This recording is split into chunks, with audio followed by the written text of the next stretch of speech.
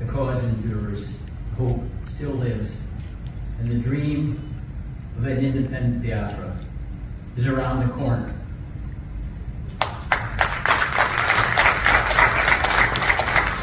But it means we have to follow what's the motto on the coins that we have in the United States: E pluribus unum. Out of many, one. Out of many, one. Our famous diplomat, Benjamin Franklin, as our own revolution against the detestable British was unfolding, advised, if we don't hang together, we shall assuredly all hang separately. So we have to subordinate our own ambitions, no ulterior motives. It's Biafran independence above all else. A second, I think, understanding should attend why there is a moral and legal justification for our noble endeavor. And it was announced by our own founders in the United States 242 years ago in the Declaration of Independence. Biafrans, like all other humans, are endowed by their Creator with certain unalienable rights just because you're born. And among these are life, liberty, and the pursuit of happiness. And the reason why a government is entitled to be established is not to loot the country or kill its subjects, but to secure rights of life, liberty, and the pursuit of happiness. And when any government becomes destructive of those rights, it is the duty of the people to alter, abolish it, and establish a new form of government, more conducive to their safety and happiness. So, Biafran independence is a moral, philosophical, and legal cause that has centuries of history and morality behind it. Now, I do not believe that it is impossible to devise a strategy for success. I was delighted to see this last week, since I had worked against the Rajapaksas in Sri Lanka, to see the president driven from office, his presidential palace occupied by Sri Lankans had been oppressed by the Rajapaksa family for 20 years, similar to the Fulani domination in Nigeria. And it happened very quickly, despite the brutality that I can guarantee was virtually genocidal. If you have a strong stomach, you can watch it on independent Channel 4 in the UK. It's called Sri Lanka's Killing Fields. And I've seen about as horrible things that you can witness happening to Biafrans. And it's the same there. And yet, they struggled, and their oppressors are now gone. They're in exile. It can happen quickly, and it will happen. Not this year, early next year.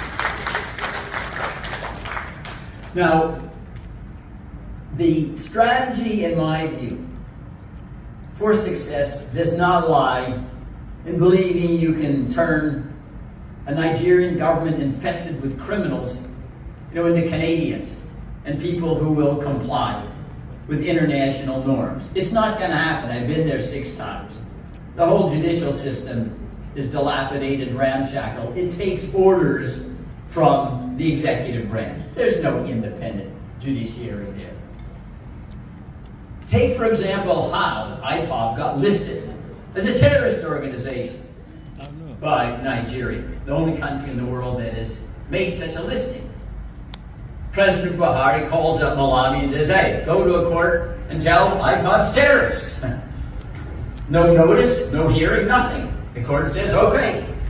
Issues an order, IPOB's a terrorist organization. Shortly thereafter, There are 5 human rights experts at the UN Human Rights Council. They write a letter, a joint letter to President Buhari. This is October of 2020, and saying, we find no evidence that IPOB's terrorist.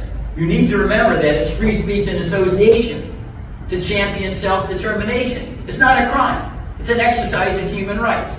Please, Mr. Buhari, show us within 60 days any of the incriminating evidence. He didn't even respond to the overture or the request because there is no evidence. That's why we have one lawsuit I filed against a Russian ethnic professor at the University of Baltimore accusing IPOB of deserving listed as a terrorist organization in the United States. I suspect he was prompted by those who are asked to Iraq. It's the only time in his long career that he ever said a word about Nigeria, and we know how Nigeria interacts with journalists. Not with facts, but with bribes, right? That's how they get their story told. That's how they get their story told. Well, let me suggest that there is a plan, in my judgment, for success, but it doesn't lie in Abuja, and it doesn't lie in London, the UK. The UK is, in fact, the antichrist of this whole narrative. They signed treaties with Biafra in the 1800s and then amalgamated Biafra, extinguished its sovereignty in 1914 without the consent of a single Biafra, without any vote, obtained only by the force of machine guns. Only by the force of machine guns. There and then began the oppression of the Biafrans, which we still witness today. So UK is not going to be our friend. Fortunately, they don't exercise all that much power on the international scene anyway. As was said during President George W. Bush's presidency, Tony Blair was his poodle, right? And prime ministers are still poodles of American presidents. So I do think that our salvation lies here in the United States. And what does it consist of? It isn't all that difficult. It's not reinventing or coming up with something novel. We need a political action committee to make independent expenditures on behalf of candidates who will champion Biafran independence in Congress. Those can be expensive. One of the most effective advocacy groups in all of the United States is what's called AIPAC, the American Israeli Public Affairs Committee. They have a PAC budget of around $25 million. I don't expect we get that much money, but I'm telling you that is what is needed in the United States because all the members in our country has a huge agenda. It's not just Biafra or Africa, it's China one day, Taiwan the next, Ukraine the next, expanding NATO the next. It's endless. So you have to make your issue jump to the front of the queue. You have to be there 24 hours a day ready to meet with a member or someone of the press when they have an opening in the schedule. It's why in Washington, D.C. they call it, well, what's your elevator speech? Well, that's your 30 seconds you have to communicate your agenda to a member who you're aptly encountering in an elevator. So you need a political action committee. We need a public communications arm that's 24 hours a day, talking with journalists, getting interviews on radio and television, producing written material, op-eds, letters to the editors, responding to all the lies that come out of Nigeria. Over and over again, 24 hours a day. And part of this is because we need to remember that warfare in the long run is psychological. A very famous military historian, Liddell Hart, says, what is the definition of victory? Making the other side think they've lost. This idea in your head, you're going to win. You lose fear. You'll take risks that you otherwise couldn't take. And that means there needs to be some visible ocular demonstration from those who are suffering in Biafra. People have your back. Your story is being told. You're not suffering. You're not dying in vain. We here outside in safer quarters take renewed dedication to your cause, because you're risking a lot more than we are. These things require resources. It can't be just one person. You're dealing with 535 members of Congress, the CIA, the National Security Agency, the National Security Council, the President, all those sorts of things. But the United States does have the ability, with its economic prowess and military projection, to, and I believe, through the United Nations Security Council or independently, secure a referendum on Biafran independence.